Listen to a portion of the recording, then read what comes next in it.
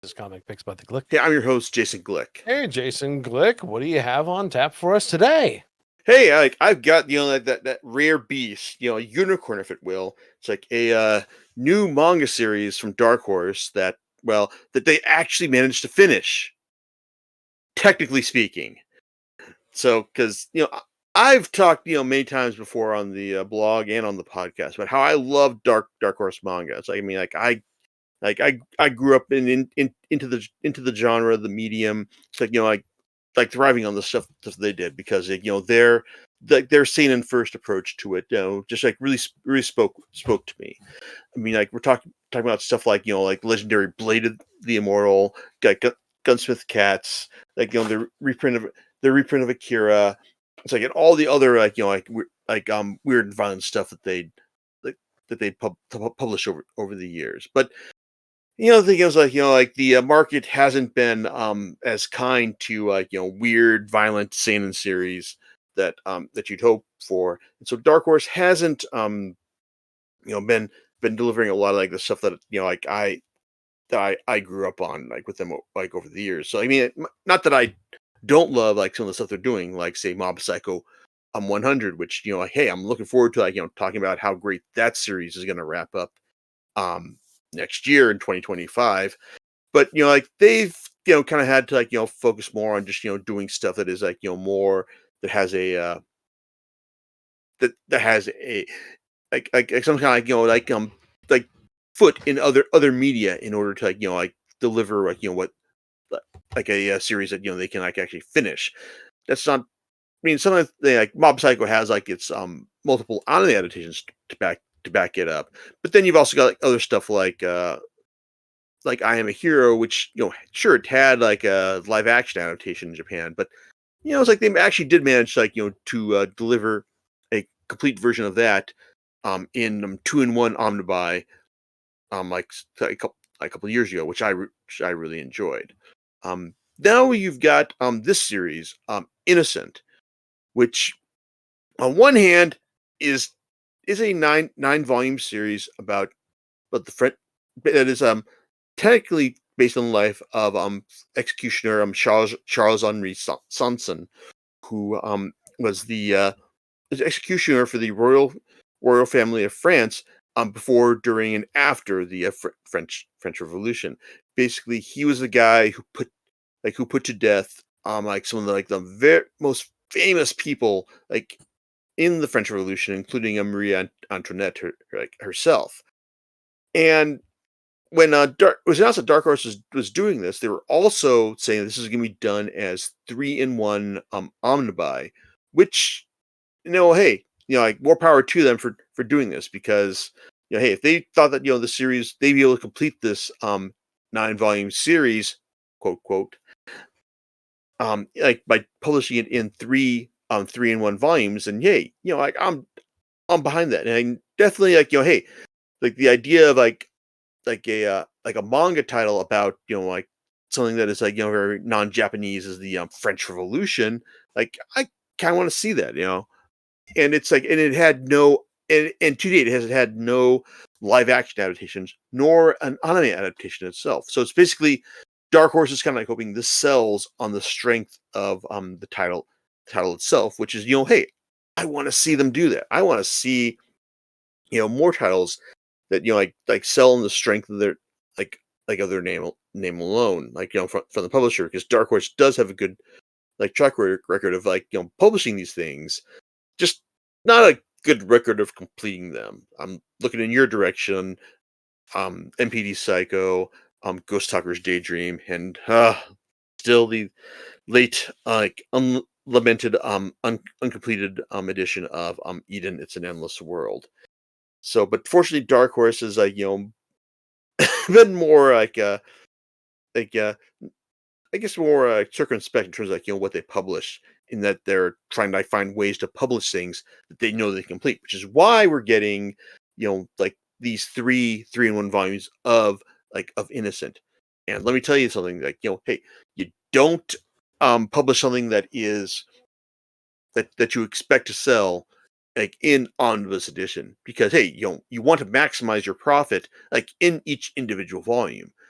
So when you see something that's published in a 2-in-1 or 3-in-1 volume, you're kind of like assuming that the publisher like kind of is assuming that they're not going to like sell, like it's not going to sell that great in this form, but so they're doing it in the hope that hey, they can like publish enough that this would be a cost effective like edition of the series that will eventually allow them to sell the entirety of it. So like I said, more power to Dark Horse for delivering it us into this volume. But there's kind of a catch to that, as I'll talk about when we get to the end of the series, because essentially this series is about Charles Henri Sanson, the fourth head of House Sanson, who, as I said, was the one of the key figures in the French Revolution. That he executed a lot of the key figures of the French Revolution. And as its creator, as the series creator, mangaka Shinichi Sakamoto portrays him in this first volume, in these 9 volumes initially.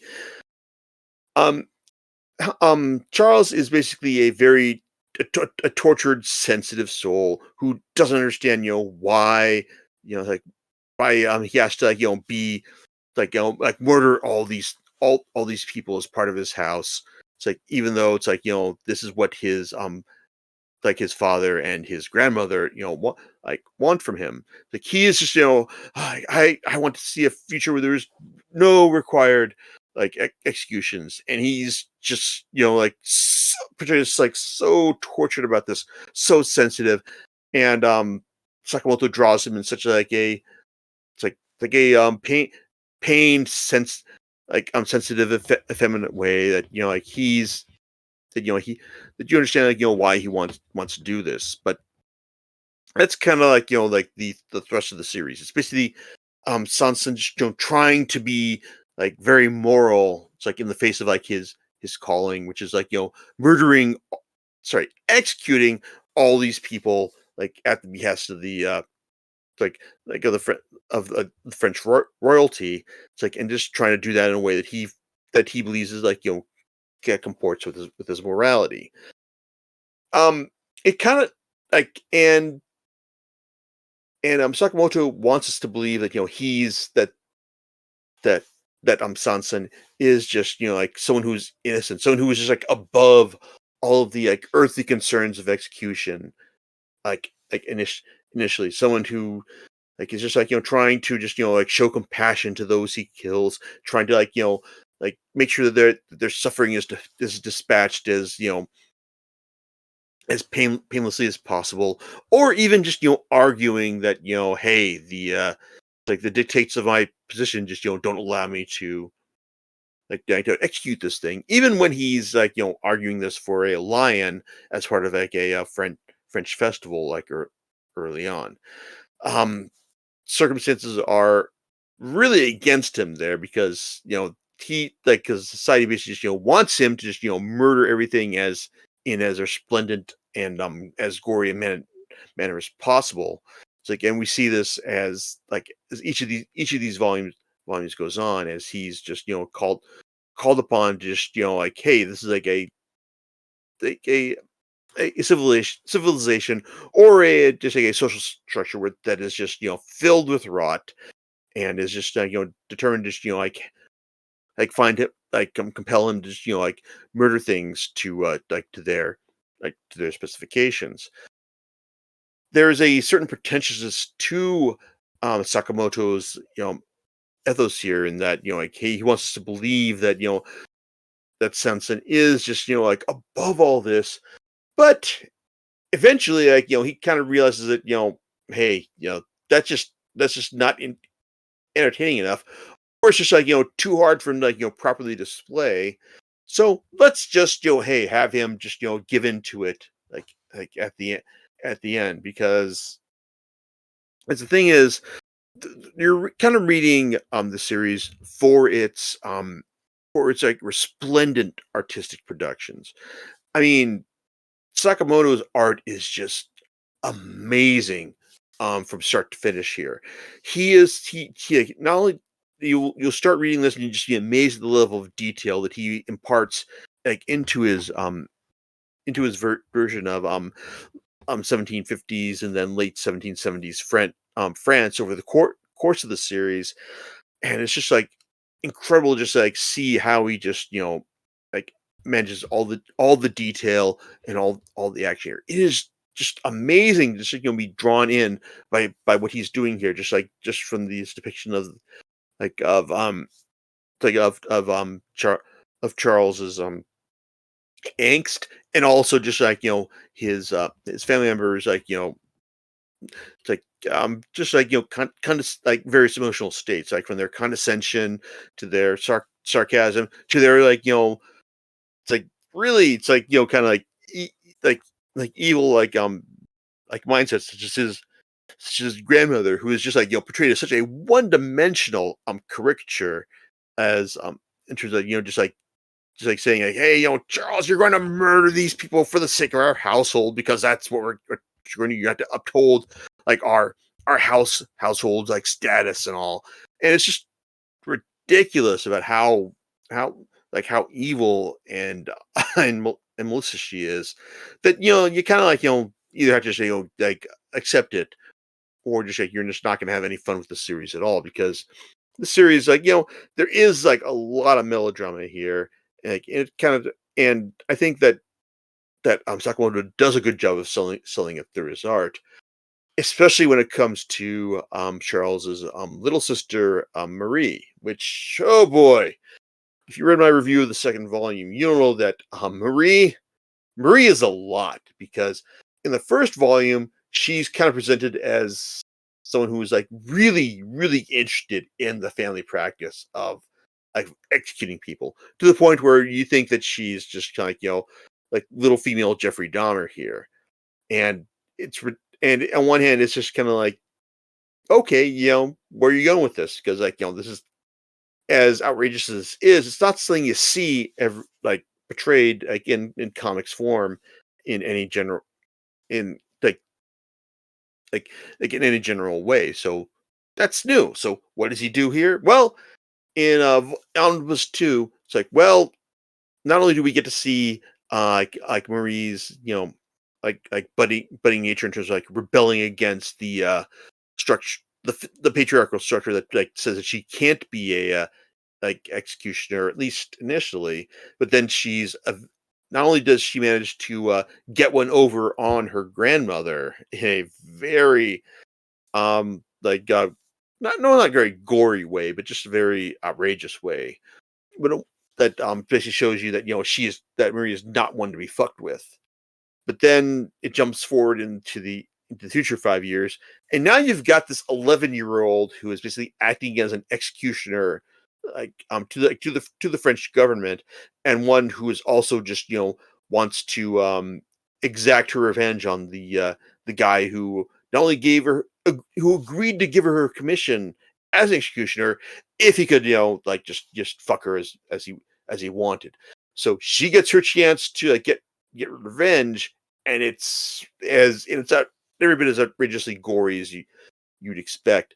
But at the same time, though, this is an 11-year-old coming on, say, like 18 or 21, and it's just kind of like you just kind of like have to either accept that what Sakamoto is writing this character as someone who with a degree of maturity that is out completely inconsistent with their age, or just like just accepting that hey, she's got the presence of mind in order to like comport herself in a way that is um that like makes for a better story.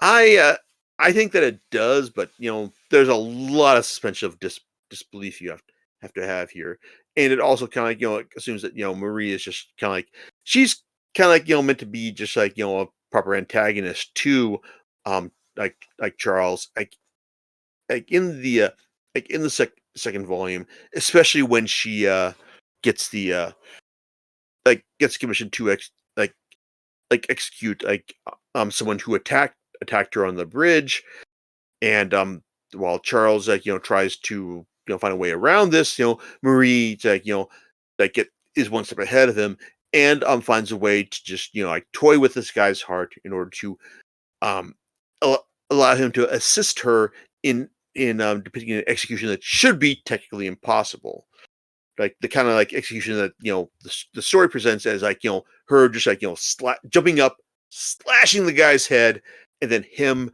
not realizing it until like whoops, it just falls right off. So there you go. That's the kind of like level outrageous we're dealing with in terms of like Marie's storyline. And that's like for the first two omnibuy.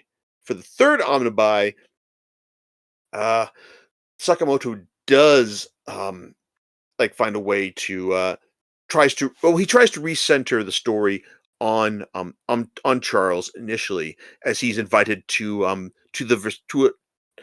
luncheon at Versailles by the by its by Prince Louis Auguste like the 16th, like future head of France. And he winds up like ensnared in a it's like in an impromptu legal proceeding to establish his credentials as someone who is like who is essential to the to the French crown in terms of maintaining order, after he slept with this one member of nobility who he didn't actually tell her that that he was like the lead executioner.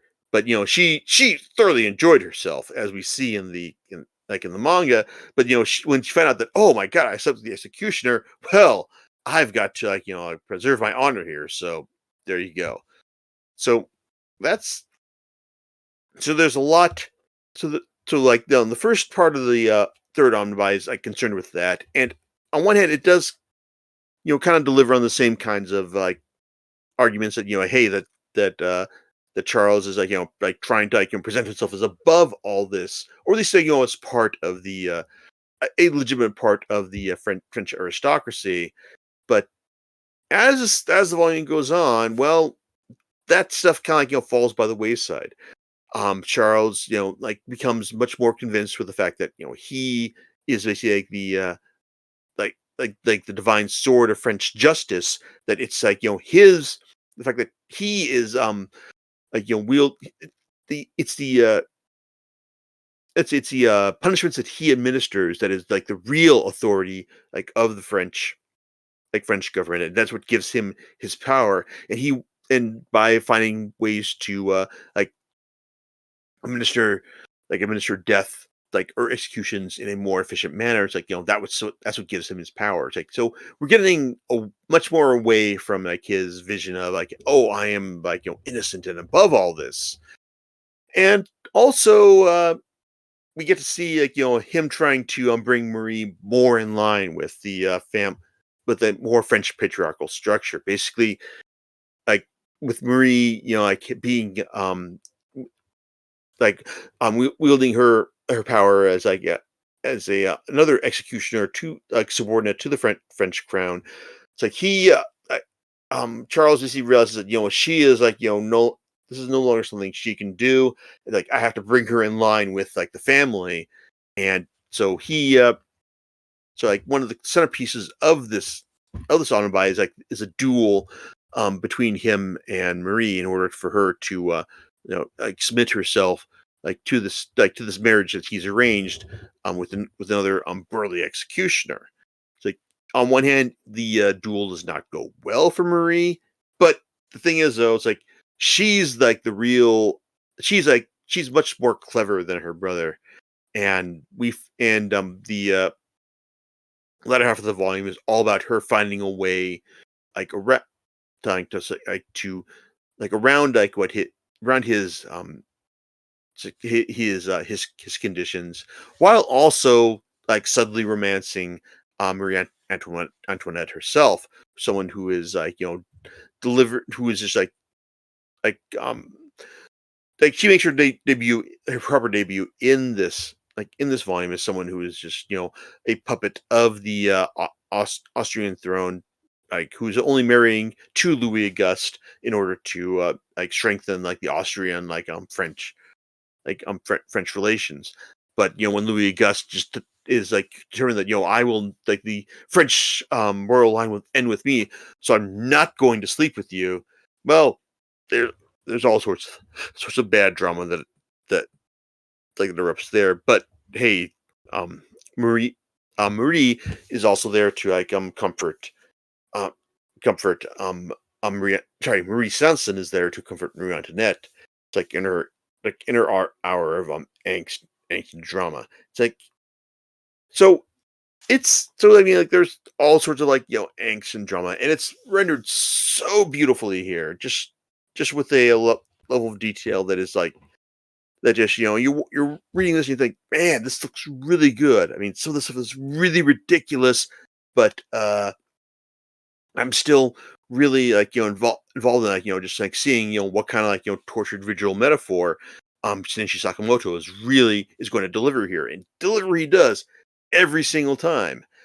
you know, right up until the point at the end where he makes it clear that he's gonna like make like transition the series from being about Charles to his sister Marie, because the final four like chapters of this volume basically like introduce a massive retcon in that Marie had a like had this guy like a half white half black like tutor who like who impressed upon her about the importance of like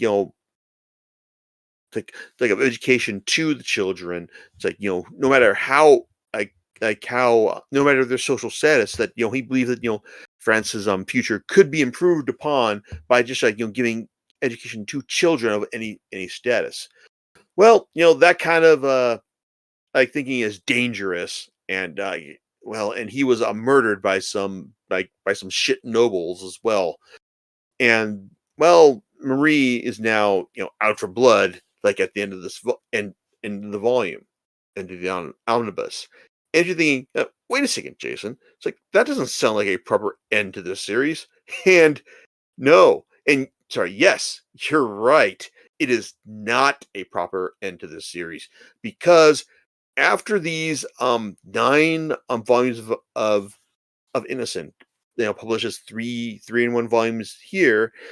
Sakamoto did 12 more volumes of Innocent under the subtitle Innocent Rouge, which basically get into the nitty gritty of what happened to the Sanson family during the French Revolution, and also, as far as I can tell, more properly recenter Marie as the protagonist of the series. So technically, Dark Horse did finish publishing Innocent. Did they publish? Are they going to publish the entire story? My money is on no, because if they were going to do it, then we likely would have heard something about this before the third omnibus was published.